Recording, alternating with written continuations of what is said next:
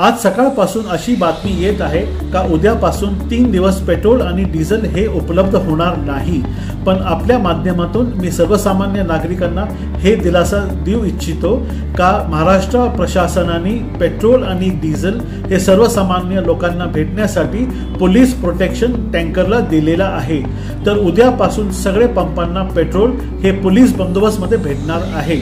तर सर्वसामान्यांनी हे पेट्रोल पंपावर गर्दी करू नये आणि सगळ्यांना व्यवस्थित उद्यापासून पेट्रोल डिझेल येणाऱ्या दिवसात भेटतील।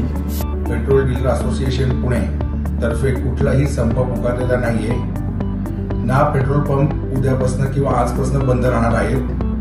कृपया करून जनरल पब्लिकला आवाहन केला जातो की कुठल्याही बातमी किंवा खोट्या बातम्या किंवा अफवांवर विश्वास न ठेवता पेट्रोल पंपांवर गर्दी करू। आमची व्हिडिओ बातमी आवडल्यास लाईक, शेअर आणि समांतर चॅनलला सबस्क्राईब करायला विसरू नका।